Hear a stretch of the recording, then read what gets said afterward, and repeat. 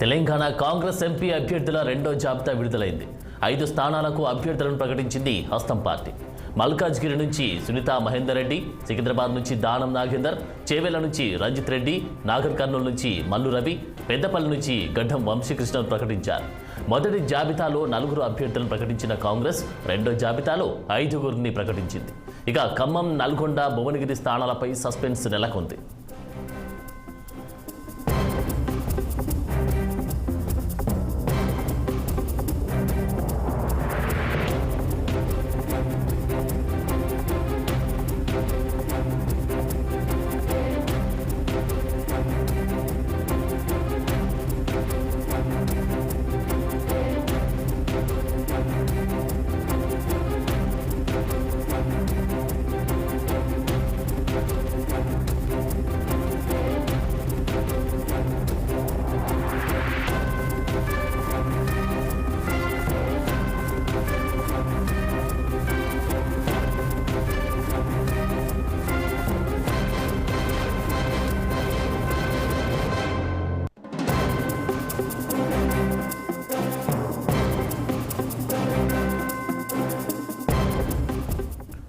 Telangana Congress MP అభ్యర్థుల రెండో జాబితా విడుదలైంది. 5 స్థానాలకు అభ్యర్థులను ప్రకటించింది హస్తం పార్టీ. మల్కాజ్గిరి నుంచి సునీతా మహేందర్ రెడ్డి, సికింద్రాబాద్ నుంచి దానం నాగేందర్, చేవెళ్ల నుంచి రంజిత్ రెడ్డి, నాగర్ కర్నూలు నుంచి మల్లు రవి, పెద్దపల్లి నుంచి గడ్డం వంశీకృష్ణను ప్రకటించారు.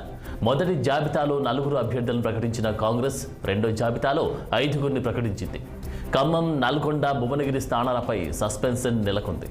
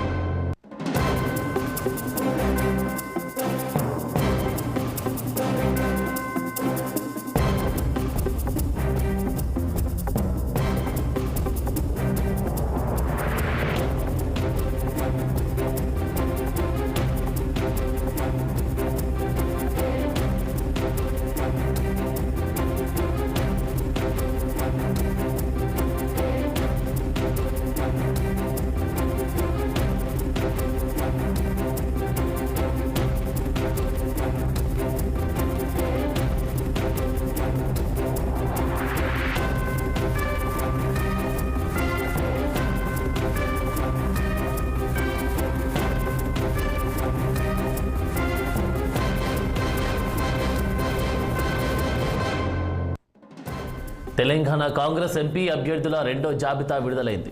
5 స్థానాలకు అభ్యర్థులను ప్రకటించిన హస్తం పార్టీ మల్కాజ్గిరి నుంచి సునీతా మహేందర్ రెడ్డి, సికింద్రాబాద్ నుంచి దానం నాగేందర్, చేవెళ్ల నుంచి రంజిత్ రెడ్డి, నాగర్ కర్నూలు నుంచి మల్లు రవి, పెద్దపల్లి నుంచి గడ్డం వంశీకృష్ణను ప్రకటించారు.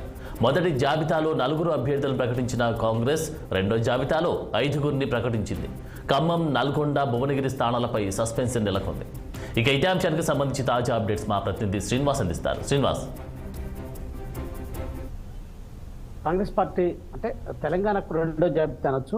మొత్తంగా దేశవ్యాప్తంగా 3వ జాబితాలో భాగంగా తెలంగాణకు సంబంధించి 5 అభ్యర్థుల్ని కాంగ్రెస్ అధిష్టానం ఏదైతే జాబితాను ప్రకటించిందని చెప్పొచ్చు. ఈ మొత్తంగా ఈ 5 ఏదైతే చేవెళ్ల నుండి ఇటీవల బీఆర్ఎస్ నుండి కాంగ్రెస్ చేరిన గడ్డం ఏదైతే రంజిత్ రెడ్డి, అదేవిధంగా అటు పెద్దపల్లి నుండి అదే గతం అంటే బీజేపీ నుంచి వచ్చిన ఏదైతే వివేక్ కుమారుడు ఏదైతే గడ్డ వంశీ, అదేవిధంగా మల్కాజ్గిరి నుండి పట్నం సునీతా మహేందర్ రెడ్డి కూడా ఇటీవల అంటే బీఆర్ఎస్ నుంచి కాంగ్రెస్ పార్టీలో చేరారు. అదేవిధంగా సికింద్రాబాద్కు సంబంధించి దానం నాగేందర్ కూడా ఖైరతాబాద్ ఎమ్మెల్యే, బీఆర్ఎస్ పార్టీ నుండి గెలుపొందిన ఎమ్మెల్యేగా ఉన్న తాజాగా కాంగ్రెస్ పార్టీలో చేరారు. మరొక వైపు నాగర్ కర్నూలు నుంచి డాక్టర్ మల్లు రవి, అదేవిధంగా ఇటు ఏదైతే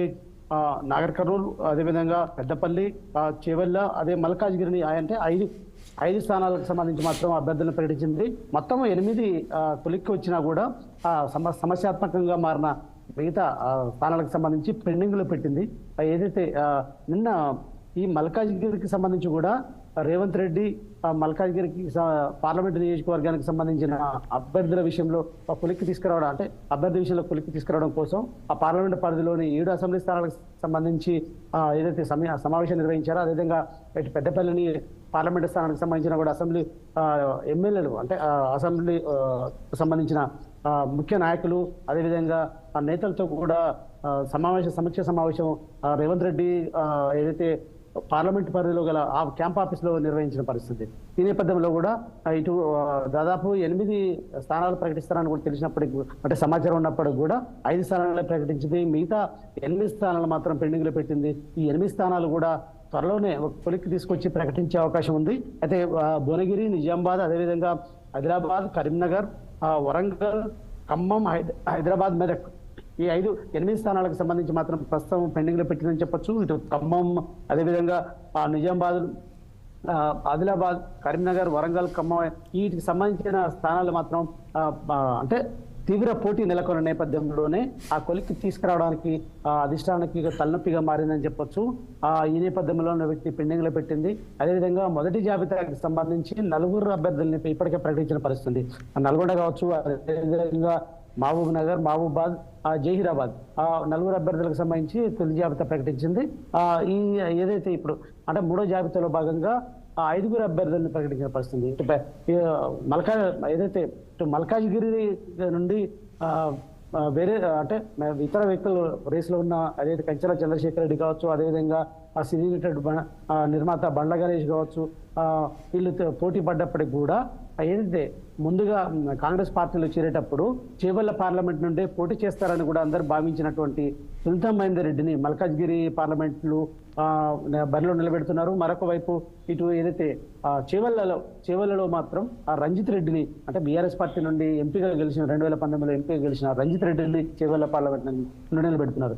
ఇటు సికింద్రాబాద్ నుండి కూడా ఏదైతే ముందుగా బీఆర్ఎస్ నుండి చేరిన మాజీ మేయర్ బొంతూరు రామ్మోహన్కి దాదాపుగా టికెట్ కేటాయిస్తారు బీసీ సామాజిక వర్గానికి సంబంధించి అని భావించినప్పటికీ కూడా ఏదైతే తాజాగా ఖైరతాబాద్ ఎమ్మెల్యే దానం నాగేందర్ సీఎం సమక్షంలో అంటే రేవంత్ రెడ్డి సమక్షంలో కాంగ్రెస్ పార్టీలో చేరడంతో దాదాపు ఈయన రేసులో వచ్చిన పరిస్థితి. సికింద్రాబాద్ నుండి దానం నాగేందర్కి కేటాయించిన పరిస్థితి. అంటే మొత్తం అసంతృప్తిగా ఉన్న నేతల్ని ఏ విధంగా కాంగ్రెస్ నేతలు బుజ్జగిస్తారనేది కూడా చూడాల్సిన పరిస్థితి. మరి అంటే దాదాపుగా మిగతా 8 మందికి సంబంధించిన అభ్యర్థుల విషయంలో కూడా త్వరలో కొలిక్కి తీసుకొచ్చి ఏదైతే ఓలీ లోపే కూడా ప్రకటిస్తామంటూ కూడా రేవంత్ రెడ్డి చెప్పిన పరిస్థితి. చూడాలి ఓలీ లోపు 8 మంది అభ్యర్థులకు సంబంధించి ప్రకటన వస్తుందా, కొలిక్కి వచ్చిన అభ్యర్థుల వరకు ప్రకటించి మిగతా పెండింగ్లు పెడుతుంది అనేది చూడాల్సిన పరిస్థితి. ఆనంద్. ఓకే శ్రీనివాస్, మరి సికింద్రాబాద్ సెగ్మెంట్ విషయానికి వస్తే దానం నాగేందర్ అయితే ప్రకటించినట్టుగా మనం చూస్తా ఉన్నాం. మరి బొంతు రామ్మోహన్ విషయంలో అంటే చేంజెస్ అంటే ఏ సందర్భంలో చేంజెస్ చేశారు, దాంతోపాటు ఇంత అనూహ్య పరిణామాల మధ్య చేంజ్ చేయడానికి గల ప్రధాన కారణం ఏమై ఉండొచ్చు అంటారు? వాస్తవంగా గ్రేటర్ పరిధిలో గల పార్లమెంటు స్థానాలు సికింద్రాబాద్ కావచ్చు, మల్కాజ్గిరి, చేవెళ్ళ, అదేవిధంగా ఇటు మెదక్ 4 పార్లమెంటు స్థానాలకు సంబంధించి కాంగ్రెస్ పార్టీ కేవలం అంటే అసెంబ్లీ ఎన్నికల్లో 4 అభ్యర్థులు మాత్రమే గెలుపొందిన పరిస్థితి. అంటే ఈ గ్రేటర్ పరిధిలో ఉన్న పార్లమెంటు నియోజకవర్గాల్లో కాంగ్రెస్ పార్టీ బలహీనంగా ఉందని చెప్పొచ్చు. ఈ నేపథ్యంలోనూ కూడా ఇటు బీఆర్ఎస్ నుంచి గెలిచిన ఎమ్మెల్యేలు కావచ్చు, అదేవిధంగా ముఖ్య నాయకులు, బలమైన వ్యక్తుల్ని కూడా పార్టీలో చేర్చుకోవడానికి కూడా కాంగ్రెస్ ప్రయత్నం చేసింది. అదేవిధంగా తెలంగాణలో బీఆర్ఎస్ పార్టీ ఓడిపోవడం, కాంగ్రెస్ పార్టీ ప్రభుత్వంలోకి రావడంతో బీఆర్ఎస్ పార్టీ డీలా పడిందని చెప్పొచ్చు. ఈ నేపథ్యంలో కూడా నేతలు, బలమైన నేతలు గతంలో బీఆర్ఎస్ ప్రభుత్వంలో యాక్టివ్గా ముఖ్యమంత్రి అప్పుడు కేసీఆర్ ముఖ్యమంత్రిగా ఉన్నప్పుడు ఆయనకు వెన్నుదన్నుగా ఉన్న నేతలు కూడా ఈ 100 రోజుల్లోనే పార్టీ డీలా పడడం, నాయకుల్లో అంటే ఏదైతే తమ భవిష్యత్తు బీఆర్ఎస్ లో కష్టం అని భావించిన నేతలు కావచ్చు, అదేవిధంగా అసంతృప్తి ఉండొచ్చు. ఈ నేపథ్యంలో కూడా ఇతర పార్టీల వైపు చూస్తున్న క్రమంలో కాంగ్రెస్ పార్టీ ఇప్పటికే గేట్లు తెరిచిందని కూడా రేవంత్ రెడ్డి పిసిసి అధ్యక్షుడిగా చెప్పిన పరిస్థితి. ఈ నేపథ్యంలో అంటే బలమైన వ్యక్తుల్ని పార్టీలో చేర్చుకోవడం, అదేవిధంగా ఈ నేపథ్యంలో కూడా సికింద్రాబాద్ పార్లమెంట్ స్థానం కాంగ్రెస్ పార్టీ వీక్ గా ఉందని చెప్పొచ్చు. ఈ నేపథ్యంలోనే ఏదైతే బీఆర్ఎస్ నుండి మాజీ మేయర్ బొంతు రామ్మోహన్ ని ముందుగా చేర్చుకుంది. బొంతు రామ్మోహన్ అంటే బీసీ సామాజిక వర్గానికి చెందిన నేతగా, అదేవిధంగా దాదాపు కొంచెం గ్రేటర్ పరిధిలో పరిచయాలు అదేవిధంగా సంబంధాలు ఉన్న నేపథ్యంలో గెలుస్తారని భావించి తీసుకుంది. మరొక వైపు ఈలోపు ఏదైతే దానం నాగేందర్ కూడా సీనియర్, అంటే గతంలో కాంగ్రెస్ పార్టీ నుండే రాజకీయ భవిష్యత్తు కొనసాగింది. అదేవిధంగా 2014లో బీఆర్ఎస్ పార్టీకి వెళ్ళడం, అక్కడ ఎమ్మెల్యే గెలవడం, అదేవిధంగా బలమైన నేతగా ఉన్న దానం నాగేందర్ మరీ కాంగ్రెస్ రావడానికి మళ్ళీ ప్రయత్నం చేసిన పరిస్థితి. అంటే ఈ నేపథ్యంలో కూడా దానం నాగేందర్ అయితే ఖచ్చితంగా గెలిచే అవకాశాలు ఉంటాయంటూ కూడా కాంగ్రెస్ భావించి దానం నాగేందర్కి అవకాశం ఇచ్చింది. మరి ఖచ్చితంగా తనకే టికెట్ వస్తుందని భావించిన బొంతురామన్ పరిస్థితి ఏంటి అనేది చూడాలి. అదేవిధంగా బొంతురామన్ మరి ఒకవేళ ఈ నేపథ్యంలో కూడా అసంతృప్తిగా ఉన్న పరిస్థితి, తనకు ఖచ్చితంగా కేటాయిస్తుందని కూడా ధీమాగా ఉన్న పరిస్థితి. ఈ నేపథ్యంలో మరి బొంతురామన్ పరిస్థితి ఏంటి అని చూడాల్సిన అవసరం ఉంది. మరొక వైపు ఇటు మల్కాజీ గురు కూడా ఏదైతే రేవంత్ రెడ్డి 2018లో ఎంపీగా గెలవడం, అక్కడ సిట్టింగ్ స్థానాన్ని ఖచ్చితంగా నిలబెట్టుకోవాలని కూడా అధిష్టానం భావిస్తుంది. ఈ నేపథ్యంలో కూడా రేవంత్ రెడ్డి సీరియస్ గా ఫోకస్ పెట్టారు. ఆ దేశంలో అతిపెద్ద పార్లమెంటు స్థానమైన మల్కాజ్గిరి ఈ స్థానాన్ని ఖచ్చితంగా నిలబెట్టుకొని తీరాలంటూ కూడా ధీమాగా ఉన్న నేపథ్యంలో దాదాపు రేవంత్ రెడ్డి నిన్న ఈ మల్కాజ్గిరి కావచ్చు, మెదక్ కావచ్చు, మిగతా గ్రేటర్ పరిధిలో ఉన్న పార్లమెంట్ నియోజకవర్గాలపై సీరియస్ గా చర్చించారు. అదేవిధంగా ఖచ్చితంగా గెలిచి తీరాలని కూడా దిశానిర్దేశం నాయకులకు చేసిన పరిస్థితి. Thank you Srinivas.